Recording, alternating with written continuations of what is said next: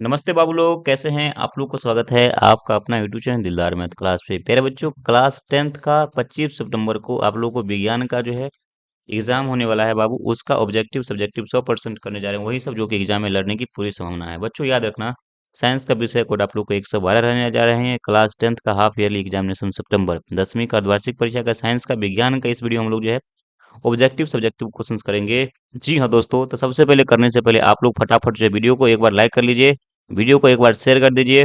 ठीक है, फटाफट शेयर कर दीजिए और जो चैनल को सब्सक्राइब करके जो है बेल आइकन को प्रेस कर लीजिए, ऑन कर लीजिए, ताकि जो भी जो है इन्फॉर्मेशन आएगा सबसे पहले आप तक पहुंचेगा बाबू। चलिए आइए हम लोग शुरू करते हैं। दोस्तों शुरू करने से पहले मेरा व्हाट्सअप नंबर ले लीजिए, 62 051 62 051 34 187 34 187। मेरे बच्चे आइए हम लोग देखते हैं प्रश्न से आपके स्क्रीन पे आ गया है, देख सकते हैं। खंड ए है, सेक्शन से है, वस्तुनिष्ठ ऑब्जेक्टिव प्रश्न से। प्रश्न संख्या 1 से लेकर 80 तक प्रश्न, जिसमें से आपको 40% बनाना है। आइए देखते हैं बच्चों। देखिए कितना आसान क्वेश्चन है। पहलू का प्रश्न है, पहला प्रश्न है। देखिए, प्रकाश के परावर्तन के नियमों की संख्या कितना होता है? एक होता है, दो होता है, तीन होता है, चार होता है। प्रकाश के परावर्तन के दो नियम होते हैं। आंसर नंबर इसका आप लोग को एक का बी हो जाएगा। ठीक है, चलिए दोस्तों हम लोग बढ़ते हैं प्रश्न संख्या 2 पे। प्रकाश का वेग सबसे अधिक किसमें होता है? कांच में, मिट्टी में, वायु में, निर्वात में। याद रखना, प्रकाश का वेग सबसे अधिक निर्वात में होता है। आंसर नंबर डी हो जाएगा। ठीक है, आओ प्रश्न संख्या 3 देखते हैं। प्रकाश का वर्ण विवेचन किस उपकरण से संभव होता है? तो यहाँ से जो है दर्पण है, लेंस है, तो प्रिज्म से प्रकाश का वर्ण विचलन प्राप्त होता है। आंसर नंबर इसका आप लोग को सी होगा। आइए बढ़ते हैं प्रश्न संख्या 4। सामान्य नेत्र के लिए स्पष्ट दृष्टि की न्यूनतम दूरी होता है 25 सेंटीमीटर। बच्चों याद रखना, 4 नंबर जो प्रश्न देख रहे हैं आपका आंसर यहाँ से ए हो जाएगा। जबरदस्त तरीका से आप लोग सबके सब बच्चे फटाफट वीडियो को एक बार शेयर कर लीजिए मित्रों के साथ, दोस्तों के साथ। आइए प्रश्न संख्या अगला है। देखिए, एक प्रिज्म कितने सतह से घिरा होता है बच्चों? एक प्रिज्म में 5 सतह होता है, तो पाँच नंबर प्रश्न का आप लोग का आंसर ए हो जाएगा। प्रश्न संख्या 6 है। किस दर्पण से हमेशा वस्तु से छोटा प्रतिबिंब प्राप्त होता है? समतल दर्पण, उत्तल दर्पण। तो उत्तल दर्पण में हमेशा वस्तु से छोटा प्रतिबिंब प्राप्त होता है। आंसर नंबर इसका आप लोग को बी हो जाएगा। आइए प्रश्न संख्या अगला है। देखिए, विद्युत विभव होता है, अदिश राशि सदिश राशि होता है, सदिश अदिश दोनों, इनमें से कोई नहीं। मेरे बच्चे याद रखना गुरुजी, विद्युत विभव एक जो अदिश राशि होता है। 7 नंबर प्रश्न का आंसर यहाँ से आप लोग को ए हो जाएगा। आइए देखते हैं प्रश्न संख्या 8। साइड मिरर के रूप में प्रयुक्त होता है। गाड़ी के साइड मिरर बच्चों याद रखना है गुरुजी, ये तो उत्तल दर्पण का हम लोग प्रयोग करते हैं। तो 8 नंबर प्रश्न का आप लोग का आंसर जो निकल के आ रही है, 8 नंबर प्रश्न का आंसर यहाँ से ए निकल के आ रहा है। A is the correct, A is the right answer हो जाएगा। मेरे बच्चे फटाफट आप लोग वीडियो को जरूर शुरू करके शेयर कर लीजिए। वीडियो को लाइक नहीं किया तो वीडियो को लाइक करके चैनल को जरूर से जरूर कर देना, सब्सक्राइब कर लेना। आइए हम लोग बढ़ते हैं। चलिए दोस्तों, नेक्स्ट प्रश्न। जब प्रकाश की किरणें हवा से कांच में प्रवेश करती है तो मुड़ जाती है। अविलंब से दूर, अविलंब के समांतर, अविलंब के निकट। दोस्तों याद रखना, 9 नंबर प्रश्न से बाबू, और 9 नंबर प्रश्न का आप लोग का आंसर जो है बी होगा। Be the correct, be the right answer हो जाएगा। आइए दोस्तों हम लोग बढ़ते हैं फिर अगली प्रश्न की तरफ। अगली प्रश्न आपके स्क्रीन पर रहने वाले हैं, तब तक के लिए आप लोग फटाफट वीडियो को शेयर कीजिए। प्रश्न संख्या 10 है। चुंबकीय क्षेत्र का ऐसा मात्रक क्या होता है? तो चुंबकीय क्षेत्र का ऐसा मात्रक टेस्ला होता है। 10 नंबर प्रश्न का आंसर यहाँ से ए हो जाएगा।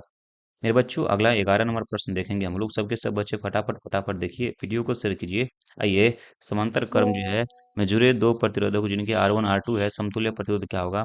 R1 गुने R2 बट्टा R1 plus R2। Answer number इसका आप लोग को सी हो जाएगा। आइए प्रश्न संख्या अगला 12 नंबर प्रश्न से। जूल पर कूलाम कहा जाता है बच्चों, याद रखना, वोल्ट बराबर क्या होता है? जूल पर कूलाम। आंसर नंबर ए हो जाएगा। A the correct, A the right answer हो जाएगा बच्चों। आइए ना सर देखते हैं अगला प्रश्न को।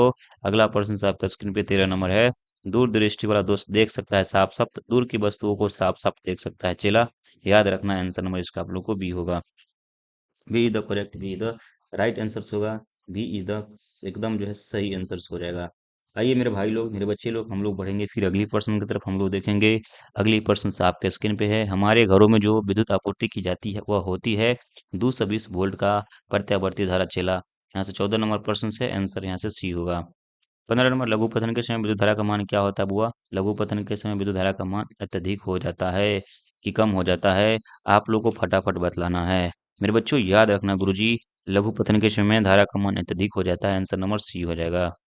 जो है बिजली का सुचालक कौन है? शुष्क कागज है, ग्रेफाइट। याद रखना गुरुजी, ग्रेफाइट। आंसर नंबर यहाँ से आप लोग को डी हो जाएगा। D the correct, D the right answer हो जाएगा। आइए बढ़ते हैं प्रश्न संख्या 17 की तरफ। क्षारीय विलयन का पीएच मान क्या होता है? तो उसका पीएच मान, क्षारीय का पीएच मान 7 से अधिक होता है। आंसर नंबर इसका आप लोग को बी होगा। ठीक है, और प्रश्न संख्या 18 है। निम्नलिखित में से कौन विजातीय यौगिक है? अलग अलग मतलब ये तो मतलब अलग है। चूना पत्थर का ये सेम है, खड़िया सेम है, सबका सूत्र CaCO3 होता है बच्चों। ये प्लास्टर पे CaSO4 ये इसका अलग होता है। आंसर नंबर डी हो जाएगा। बेकिंग सोडा का रासायनिक सूत्र क्या होता है? NaSCO3। आंसर नंबर जो 19 का यहाँ से बाबू मेरा ए हो जाएगा। ठीक है, A is the correct, A is the right answer होगा। प्रश्न संख्या 20 है, निम्नलिखित में से किस हाइड्रोकार्बन में कार्बन कार्बन परमाणु के बीच त्रिबंध होता है? तो C3H यहाँ से जो है 4। आंसर नंबर जो है सी हो जाएगा। C is the correct, C is the right answer होगा। प्रश्न संख्या 21 है, CnH2n+2 किसका सामान्य सूत्र है? तो ये एल्केन का है। 21 नंबर प्रश्न का आंसर यहाँ से ए हो जाएगा। आइए बढ़ते हैं 22 नंबर प्रश्न देखें। कार्बन यौगिक में कार्बनों की संयोजकता कितना होता है चेला? तो याद रखना गुरुजी, 4 होता है। आंसर नंबर सी होगा। See the correct, see the right answer होगा। देखिए अम्लराज में HCl तथा HNO3 का अनुपात कितना होता है गुरुजी? 3:1 होता है चेला। आइए हमारे शरीर का pH मान निम्नलिखित में से कार्य करता है 7.0 से 7.8 के बीच। आंसर नंबर 24 का सी हो जाएगा। मेरे दोस्तों फटाफट फटाफट सबके सब बच्चे फटाफट देखिए। आइए, कौन सी अधातु कमरे के ताप पर द्रव अवस्था में रहती है? तो बोरोमीन। आंसर नंबर यहाँ से आप लोग का ए आ रहा है। एल्डिहाइड का एपिसोड नाम क्या होता है? एथेनॉल बच्चों। आंसर नंबर इसका आप लोग को बी होगा। Be the correct, be the right answer होगा। अगला प्रश्न है, निम्नलिखित में से कौन सी गैस बिल्डिंग के प्रयुक्त होता है? बिल्डिंग बनाने में याद रखना, इथाइन भाई साहब C2H2। इसको जो है एथिलीन तो लोग बोलता है, इथाइन बोलता है ना भाई। 27 नंबर प्रश्न से बच्चों याद रखना C2H2। मेरे दोस्तों इथिलीन, इथिलीन जगह जो है इथाइन कह सकते हो तो लोग इथाइन, हाँ बिल्कुल इथाइन ही चलेगा, लेकिन उसको जो है एथिलीन भी कहते हैं। बाकी ये क्वेश्चन तो लोग देख लेना, ठीक है। हाँ, इथिलीन, इथिलीन नहीं हो सकता है भाई, सब इथाइन उसको बोलते हैं हम लोग C2H2। जिसका फार्मूला मैं आपको 100% बतला दिया C2H2, ठीक है। चलिए, निम्नलिखित में से किस वैज्ञानिक ने तिर्यक नियम दिया था बच्चों? 28 नंबर प्रश्न से रहा गुरुजी। 28 नंबर प्रश्न देख सकते हो मेरे बच्चे। हाँ बिल्कुल बुआ, एस डिनर साहब ने। आंसर नंबर इसका आप लोग को सी होगा। मैटलिब के आवर्तन या आवर्तों की संख्या कितना था? तो 7 था। आंसर नंबर यहाँ से ए हो जाएगा। कोयला एवं पेट्रोलियम क्या है बोले? जीवाश्म ईंधन है गुरुजी। 30 नंबर प्रश्न का आंसर यहाँ से ए निकल के आएगा। 31 नंबर प्रश्न से, निम्नलिखित में से कौन प्राकृतिक संसाधन है? तो इनमें से सभी हो जाएगा। चलिए, ये कैल्शियम की परमाणु संख्या कितना होता है? वो 20 होता है गुरुजी। आंसर क्या होगा इसका? ए हो जाएगा।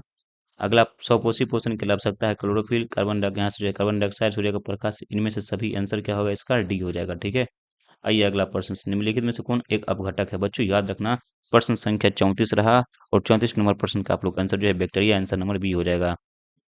एक लिंगी पुष्प का उदाहरण पपीता जो होता है ना, वो एक लिंगी होता है। आंसर नंबर यहाँ से आप लोग को ए हो जाएगा।